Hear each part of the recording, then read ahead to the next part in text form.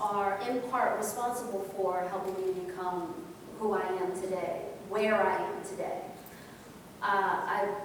My friends encourage me.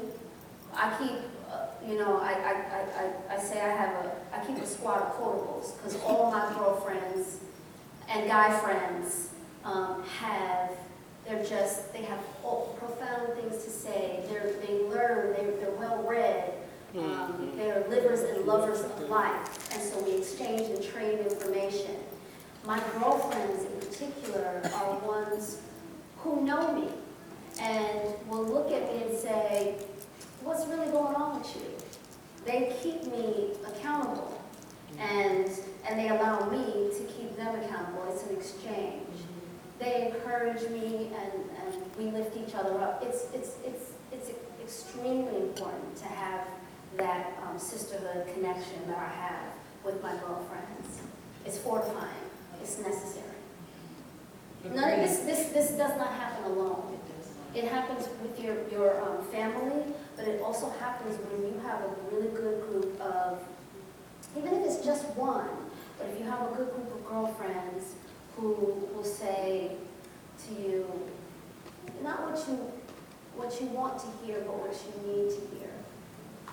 Good. Yeah. A squad of quotables. A squad, all my squad of quotables. I love it. Okay, so I have one last question, but I'm going to pause. Pause, because I wanted to open it up. Are you okay with opening it up? Of course. Questions in the audience? Anybody have a question? Yes, Sheena? Question for those that are interested in going into the entertainment business. What made you decide to become an actress? Well, let my parents tell it, I've always been an actress. I was always putting on a show in the basement, like that was my thing. And when I was it's interesting because I was always very observant. Like I see everything in the room, you know what I mean? I have one of those, like I catch everything. And so I'm able to take it in and then regurgitate it back. And so I think it was just sort of a natural gift that I had. And I wanted to tell those stories. I wanted to represent women like me. I wanted to be out there, you know, putting on the show, you know, and not just in the basement. So that's basically, it kind of just happened naturally. Thank you. Anybody else? Yes. There's a mic. So when I was 11, the wood came out, and I thought you were my age. No. This is what she starts with. I love you too, Ariel. So the wood came out when I was 11, and I thought you were my age, and my mom argued with me the entire summer, because she said that as a grown woman. Yes. And so you still look the same, so I want to know your beauty routine. What do you do to keep yourself so young and vibrant? Because you look amazing. Thank you. Like I said, I chase happiness, and because I believe that the happiness, the beauty that you see on the outside is reflected, is a reflection of the beauty inside. It's projection, right?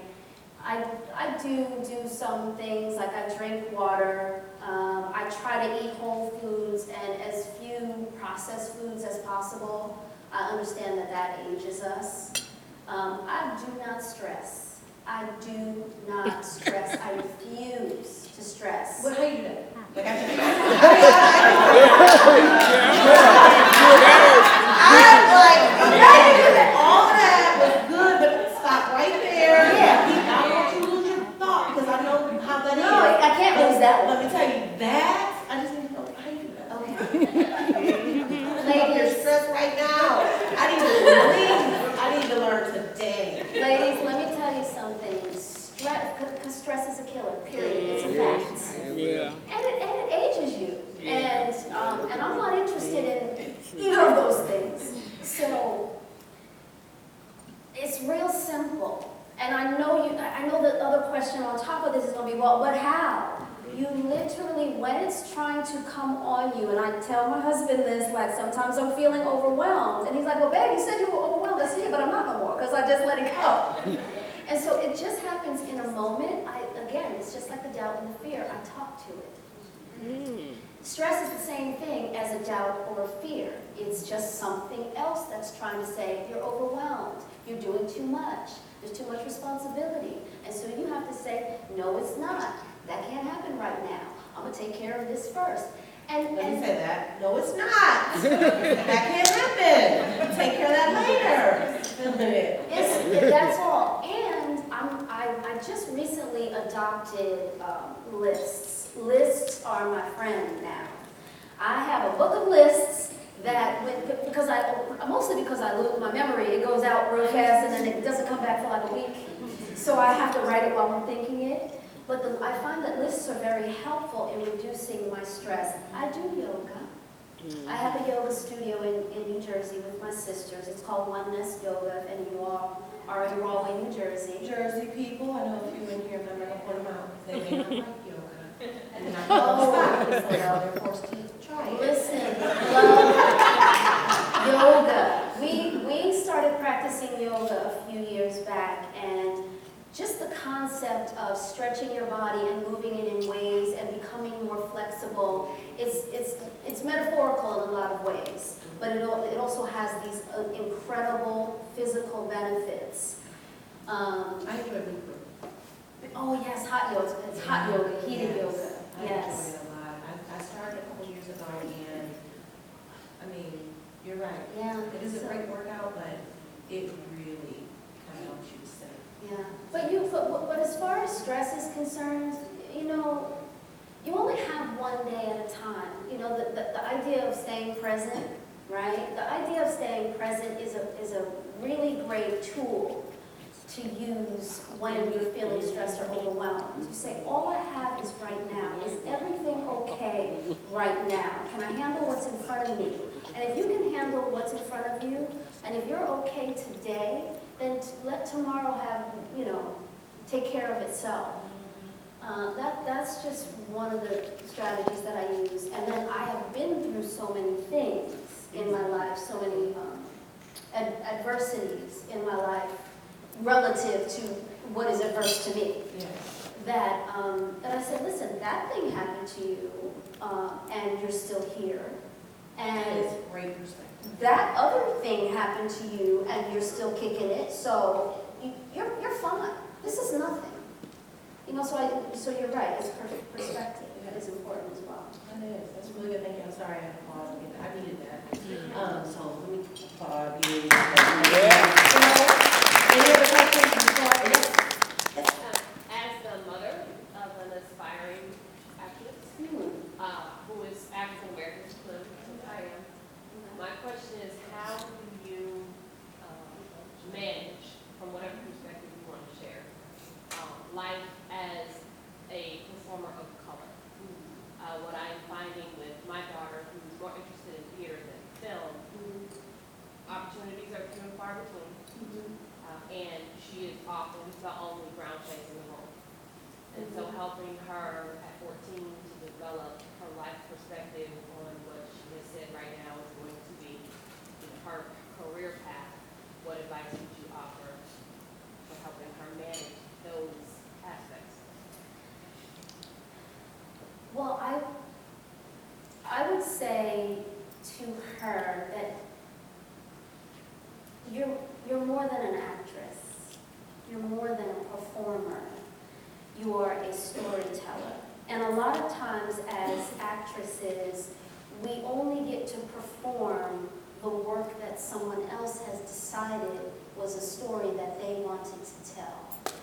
And we were speaking to someone recently who said, the film and television business is crazy because by the time it gets to the performer, by the time it crosses our desk, it has already crossed 15 or 20 desks of people who have made decisions about this role that you now think you have to make decisions about.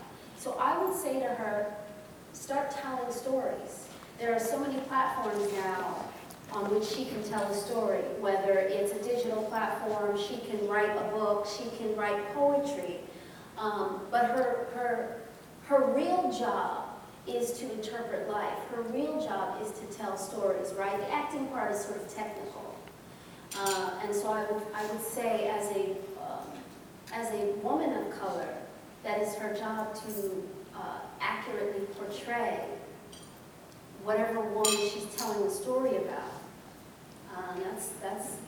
That's what I can offer. I mean, I can offer lots of other things, but that's the, I think, important thing during this time, because when I was coming up, there weren't any digital platforms. If there were digital platforms when I was becoming an actor, do you understand? I would own the studio right now. Because I would not have had to wait. I would not have had to wait for an audition or somebody to say, hey, we want you to play this role. I would have been, out there on, even if it's YouTube, I create my own platform. So I code. I actually write code, and I design websites. Right, but Protect her. Really? She's going out, don't let people bombard her, trying to get them to do her website. These bloggers, coding for bloggers is big. I know a few of them. Yes, but it's just something I learned to do it because it was the direction in which partly my business was going. So I was like, look, I need to learn that. Yeah. So I would learn that as much as I could, and then also to learn the business of acting, because if the roles are far and few between, she needs to understand how she's going to get to the role and how she's going to create roles for herself, because she doesn't have to wait. She can create a role. And then, Issa Rae created her whole entire platform all by herself, sitting in the front seat of her car, period, pushing play. That's what she did. And she wrote her own stories. So therefore she wrote her own ticket. So I think that's a valuable lesson for your daughter. That's good. And then Dorinda. Yes. One really quick question. So, at what point did you realize that you really needed to learn this? At what point did you realize that the business side was just as important as the acting side? Goodness gracious. Oh my goodness, it's been so long. I think when I was young, I think when I got my first big movie role. I got my first big movie role, and well, there was a couple moments. There was one moment where I was working on a mini-series, and I was kind of somewhat green, and I hadn't really had any lessons or anything like that. I didn't really go to school. I went to school subsequent to that, but not prior to that. And I was working in a scene, never forget, the scene was going really well, and you see, this is really it's a little rough for me to talk about. I'm still feeling a little light with shame about it. The scene was going really well. It was a little bit of a heated scene. There was a gentleman I was arguing with, and he had come to pick me up at the restaurant. I was behind the counter, and he was on the other side, and I made a move, and I knocked the glass over. And then I went, oh my God, I'm so sorry. I was apologizing to the crew and the director. The director was a big director. It's Carl Franklin. And he came in the room, came on set, and I just remember he looked at me and he went, why didn't you just keep going? Why did you stop and apologize? Like, the scene was going great. You need to take some classes. and I shrunk a little bit, but because I'm also from Jersey, I was like, pull it together, let's get this thing moving. So I kept it moving. And I hoped that I could knock it over again, but it didn't happen. But as soon as I got back to LA, I took some classes. And that was that part of it. I took some classes, and then I went to school. Went to theater school and learned that part of it. The business part of it, I never stop asking questions. I ask questions of everybody. I ask questions of the director, the producer, the manager, the agent, everybody who is anybody on that set, the lighting guy, the makeup artist, that's why I know how to put these lashes on. I ask questions of everybody, and like I said, I don't miss a beat. So when I'm on set and in a room, I know what everybody is supposed to be doing in there, because when it comes time for me to have to help, I don't get to just stand by, because movie making and film and television productions are a collaboration. It's a collaborative effort. So if I need to hold the light, I will hold the light. But I can't because I'm talented, so I don't care. But I will hold the light. The other thing is the financial piece. The financial piece. A lot of times people think that actors and actresses make money, like we're all rich, we're all living in Beverly Hills somewhere on top of a hill in a mansion, and this is not the case for 80 or even 90% of us. The business has ebbs and flows. I learned that early on. My first big role was, I got this big check, big fat check. And I was young, and I was like, wow. And I remember my first job was at like Food Town or something, and I was making $3.50 an hour. I think that was like minimum wage, dating myself, but it was like $3.50 an hour. And when I saw this big check, I was like, wow. And when I tell you I spent the money in about 3 months' time, and it was somewhere close to about $100,000. And I spent the money in, yeah, I know. I spent the money in about 3 months' time. Don't ask me, I didn't spend it on a house. I had nothing to show for it. And so that was my moment of, okay, you also are going to have to live within your means. I live very modestly, I always have. I've never had a big mansion on a hill in Beverly Hills. That's just never been, it's not really ever been me. But I also learned that early on. Live within your means so that you can have some space, you can have some room to not be stressed. That's good. That's good. Last question. I wanted to thank you for being so transparent. It's been a great conversation. My name is Dorinda, fellow Jersey girl. That's Just want to know, how can we support you? Do you have any current projects or upcoming projects that we should be looking out for? Yes, I will say this. Thank you for saying that. Thank you for asking how you can support me, because I'm all over the place. I'm everywhere, if you will. I'm not just on TV, and I'm not just in film. I am online. I'm on social media. I have a digital site, travel and lifestyle brand called This Is Leaving. It's thisisleaving.com that I started with my partner, my husband, my friends. And from that, we are extending it. We just launched our first retail extension. It's called Shop She's Gotta Have It.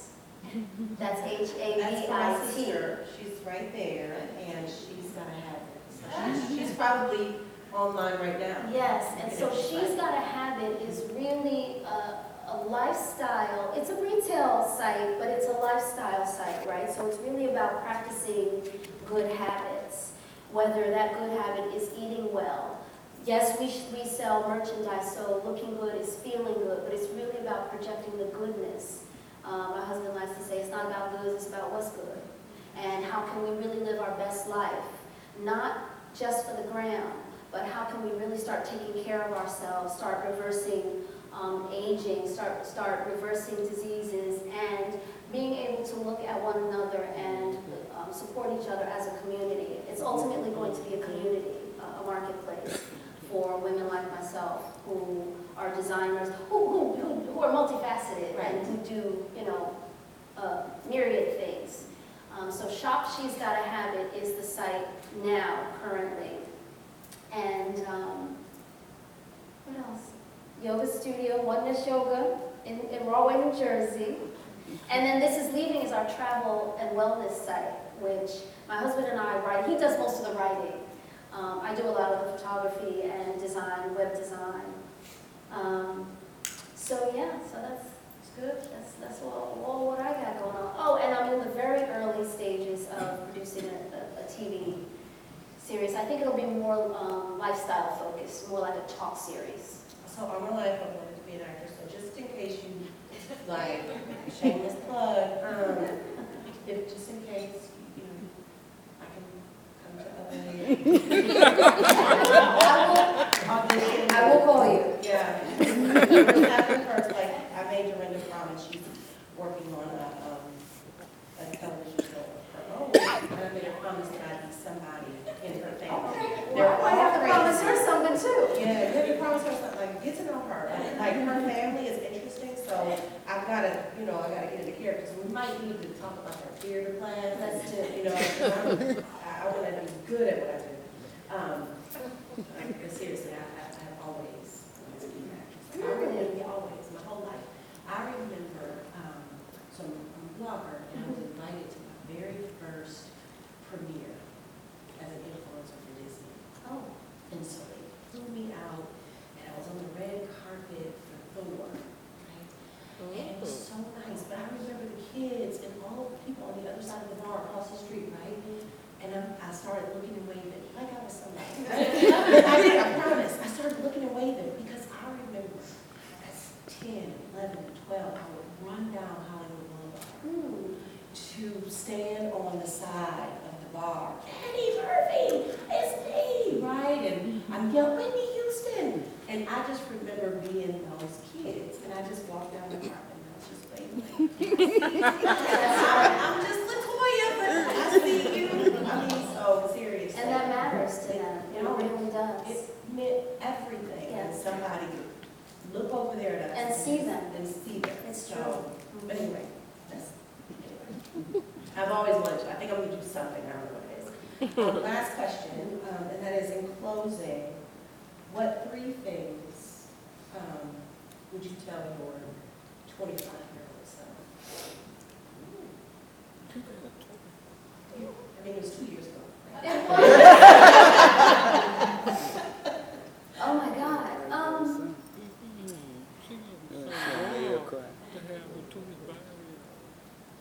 The first thing I would tell my 25-year-old self is that trust that voice. Trust it first. It holds the truth. She knows that voice that is speaking to you. She tells you the truth the first time. That's the first thing. The second thing I would tell her is, you're good. You're good. Just keep doing what you're doing. You're good. Don't listen to what they say. You're good. And then the third thing, I wish I would have, well, not wish, I would tell her the same thing that I told you earlier. Write everything down. Write down not what you want, write what it is, what you know. Because we have the answer. We have a knowing that shows up before we ever have a question. The knowing shows up first as a statement, and then we start throwing questions at it. Stop at the knowing. Write the knowing down before the question has time to come in, so that you always can then defer back to the knowing. Open that notebook up and say, oh yeah, no, because I already knew. I don't care what you say, I already knew. Watch, because it's here. I wish she knew that then. Well, she knows it now. She knows it now. She knows it now. That's good.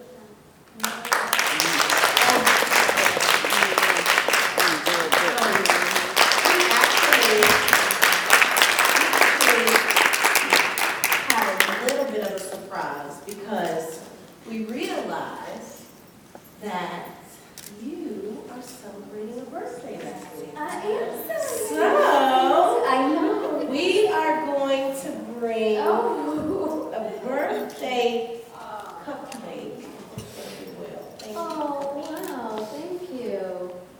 Thank you, Portia. We're going to sing happy birthday, and whatever it is that you want, Oh, my goodness. what desire of your heart that you want to lead you this year, that is our prayer for you. Yes. And so when we sing happy birthday and you blow out that candle, about that as we sing? You guys ready? Yes. Or we singing Stevie Wonder. Right, I said we And both. Both hands. Are we ready? 1, 2, 3. Happy birthday to you. Happy birthday to you. Happy birthday, dear Malinda. Happy birthday to you. Happy birthday to you. Happy birthday to you. Happy birthday.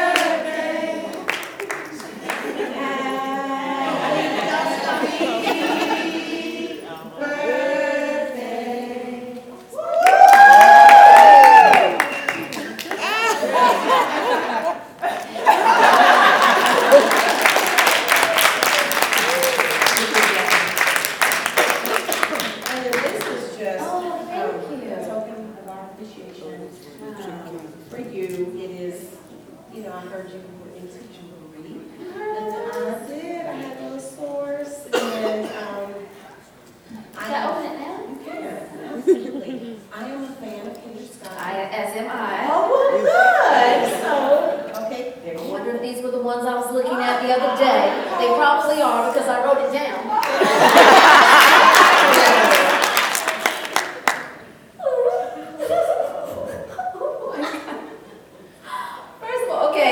First of all, that's not all. No, that's not all. Yes. That's not all. Because I just believe you have to have a full set. Thank you. And yes, they are. Yes. Scott, and so I wanted to share, that's what's going. Don't get near Christine. Take my bun. There it is. You got it, you got it.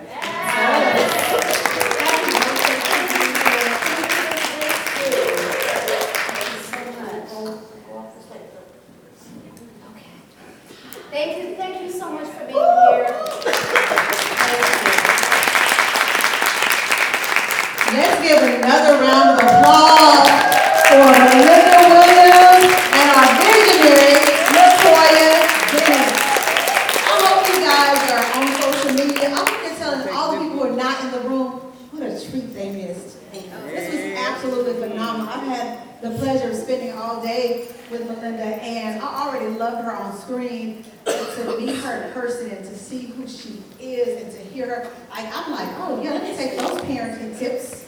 Because when you start hearing it, you start realizing, oh, I am on the phone. My daughter tells me to put it down. Or she goes to get her laptop and get the bed next to me so she can sit next to me so we both can work. And, so the things that you start to hear starts reminding you that I do need to be more present. And just hearing some of her parenting tips and her philosophies on life and love and everything, it's just been beautiful. So once again, please give them a round of applause. So ladies, remember that tonight at 6:30 we will have our dinner. You will be wearing your pajamas because we're going to have pajama fun. You can pick up your pajamas outside in the foyer next to the step and repeat. As you're posting on social media, don't forget the hashtags, and we will have them on the screen throughout the event. But the hashtags are Motivated Mom Retreat, hashtag Legacy Lives On, hashtag BCBS Texas Mom. So that's BCBSTX Mom. So that's basically Blue Cross Blue Shield Texas Mom. But it's the initials. And then Moms Who Retreat.